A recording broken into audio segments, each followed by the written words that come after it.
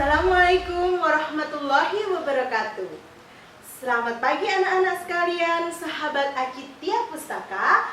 Nah, pada kali ini kita di program Acitia Punya Cerita akan menampilkan sebuah kisah dari salah satu pahlawan yang berjuang di masa kemerdekaan. Untuk itu, di sini sekarang Bu Narsi ditemani oleh salah satu ibu KPL kita, yaitu Ibu Parmamita. Nah, sebelum kita lanjut ke cerita yang sesungguhnya, untuk itu saya berikan waktu kepada Ibu Parmamita untuk memperkenalkan diri kepada kalian semua, anak-anak Sanwan yang ceria. Ini Ibu Parmamita, silahkan untuk memperkenalkan diri Ibu. Halo semuanya, perkenalkan nama Ibu Parmamita, bisa dipanggil Bu Meta. Salam kenal semuanya. Nah, sekarang tadi sudah berkenalan dengan Ibu Meta, nama panggilannya Ibu Meta ya anak-anak. Nah, untuk itu kita akan segera masuk ke cerita sesungguhnya dalam Acitia Punya Cerita. Nah, pada kali ini kita akan mengangkat kisah dari tokoh pahlawan yaitu S. Parman. Kisah ini kami ambil dari buku yang berjudul S. Parman Sang Pembela Tanah Air. Buku ini ditulis oleh Gesang Sari M dan kemudian diterbitkan oleh P-Media Pustaka. Jadi anak-anak, ketika nanti kalian pergi ke Acitia Pustaka dan tertarik dengan kisah S. Parman, silahkan dicari di Acitia Pustaka dan nikmati membaca di Acitia Pustaka. Hari itu 4 Agustus 1918, tepatnya di Jalan Mentarangan, Kampung Sudagaran, Kabupaten Wonosobo, Jawa Tengah, telah lahir seorang bayi laki-laki dari seorang ibu bernama Marinah dan ayahnya bernama Kasido Promo Diharjo. Bayi laki-laki yang baru lahir itu diberi nama Siswondo Parman yang nantinya kelak dikenal dengan S. Parman. Apa sih makna dari Siswondo itu? Nah, Sis yang artinya baik dan indah. Wondo artinya pembela. Ini adalah pembela diri. Dan Parman artinya di antara yang selamat. Siswondo Parman kemudian lebih dikenal sebagai S. Parman. S. Parman bersama dengan 5 orang kakak dan 5 orang adik senantiasa tidak malas belajar agar bisa terbebas dari penjajahan Belanda. Seperti anak-anak kecil lainnya, S. Parman suka bermain. Dia tumbuh menjadi anak yang pemberani, berani karena benar, takut karena salah. Itulah pedoman hidupnya. Masih dengan sejarah pendidikan S. Parman, beliau menyelesaikan pendidikan di Hollands Inland School atau biasa disingkat dengan HIS. Nah, itu adalah sebuah sekolah dasar milik Belanda di Wonosobo. Setelah lulus, S. Parman melanjutkan pendidikannya di Mulo yang setara dengan SMP di Yogyakarta. S. Parman tidak langsung melanjutkan pendidikannya karena apa? Karena ayahnya wafat. Baru setelah 2 tahun dari kelulusannya, beliau melanjutkan pendidikannya lagi di AMS Yogyakarta pada bagian B. Nah, sebenarnya S. Parman ingin melanjutkan ke sekolah tinggi hukum. Akan tetapi karena wasiat dari ayahnya yang menginginkan beliau melanjutkan sekolah ke kedokteran, maka akhirnya beliau masuk di sekolah kedokteran. Namun tidak sampai lulus karena saat itu Jepang berhasil masuk menjajah Indonesia. Karena tidak bisa melanjutkan pendidikannya di Jakarta, akhirnya S. Parman memutuskan untuk pulang kembali ke Wonosobo. Siang itu gerimis di daerah Cilacap. S. Parman sedang berteduh di sebuah warung dan mendengar pengumuman dari 3 polisi Jepang yang sedang mencari orang yang bisa berbahasa Inggris untuk dipekerjakan sebagai penerjemah. Es Parman kemudian mengajukan diri untuk bekerja sebagai penerjemah.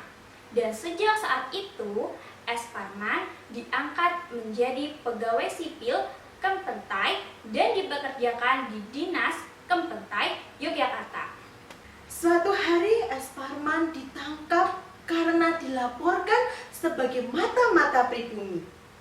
Akan tetapi dibebaskan kembali karena kurangnya bukti yang jelas. Kemudian Es Parman dikirim ke Jepang untuk mengikuti pendidikan pada Kenpei Kashiabutai. Dan setelah kembali ke tanah air, Es Parman bekerja lagi di jawatan Kenpetai. Di senja yang cerah di sebuah goa, Es Parman bersama rekannya Umar Slamet dan Suharto berdiskusi mengenai taktik untuk melawan penjajah Jepang yang kemudian diberi nama BPU atau Badan Pengawas Undang-Undang, dan BPU ini diketuai oleh Es Parman. Pada 17 Agustus 1945, di awal kemerdekaan Indonesia, terbentuklah berbagai barisan pemuda bersenjata. Salah satu yang resmi dibentuk oleh pemerintah Republik Indonesia adalah BKR, yaitu Badan Keamanan Rakyat. Nah, Es Parman kemudian mengabdikan diri pada negara sebagai militer dengan mendaftarkan diri di BKR. Es Parman memasuki kesatuan PT, yaitu Polisi Tentara, yang sekarang dikenal dengan nama CPM atau Corps Polisi Militer, dan diangkat sebagai Kepala Staf MBPT. Sedangkan pada April 1946, Es Parman ditugaskan ikut ke Surakarta untuk membantu mengkoordinasi pengembalian orang Jepang kembali ke tanah air mereka. Pada agresi militer 2, Es Parman juga ikut bergerilya untuk menghindari serangan dari Belanda. TNI bergerilya atau perang secara diam-diam dengan cara berpindah-pindah keluar kota. Dengan dipimpin oleh Panglima Besar Sudirman yang sedang sakit keras dan harus ditandu. Perang senjata dan berbagai usaha perjanjian menuju perdamaian terus dilakukan. Agresi militer 2 mendapat reaksi dari masyarakat internasional, sehingga menimbulkan rasa simpati kepada Indonesia dan akhirnya membuat Belanda menghentikan agresinya. Ketika Es Parman diangkat sebagai Kepala Staf Gubernur Militer Jakarta Raya, tersiar berita dari Bandung bahwa pada tanggal 23 Januari 1959 terjadi peristiwa kudeta Angkatan Perang Ratu Adil atau APRA. Namun, Es Parman berhasil menumpaskannya dan membuatnya naik jabatan menjadi Kepala Staf Gubernur pada Markas Besar Angkatan Darat dan pangkatnya menjadi Letnan Kolonel. Pada masa G30 SPKI, Es Parman mengetahui banyak sekali rahasia dari PKI, sehingga membuatnya dimusuhi oleh PKI. Oleh karena itu, ia menjadi salah seorang pejabat teras Angkatan Darat yang masuk dalam daftar orang yang akan dilenyapkan oleh PKI. Pada dini hari 1 Oktober 1965, Es Parman dibawa paksa oleh pasukan G30 SPKI yang dipimpin oleh Sermas Satar dari Resimen Cakrabirawa untuk disembunyikan di lubang buaya. Di sanalah Es Parman bersama beberapa perwira lainnya disiksa, disakiti, hingga akhirnya beliau gugur. Kemudian jenazahnya mereka dimasukkan ke sumur tua. Barulah 3 Oktober 1965 setelah daerah Lubang Buaya dikuasai dan dibersihkan dari pasukan pemberontak, sumur tua itu ditemukan oleh pemerintah. Esok harinya 4 Oktober 1965, jenazah Jenderal Es Parman dan jenazah korban lainnya berhasil ditemukan, kemudian dikeluarkan dari sumur tua.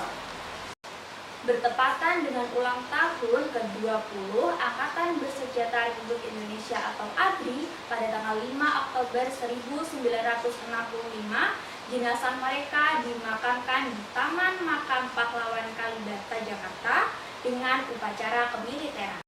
Atas pengabdian dan pengorbanan S. Parman yang luar biasa dalam negara, pada tanggal 5 Oktober 1965, pemerintah Republik Indonesia mengangkatnya sebagai pahlawan revolusi berdasarkan surat keputusan Presiden RI nomor 11/Koti/1965 tanggal 5 Oktober 1965, dan pangkatnya dinaikkan secara anumerta menjadi Letnan Jenderal.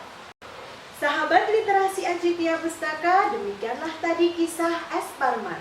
Tunggu kisah selanjutnya dalam Acitia Punya Cerita.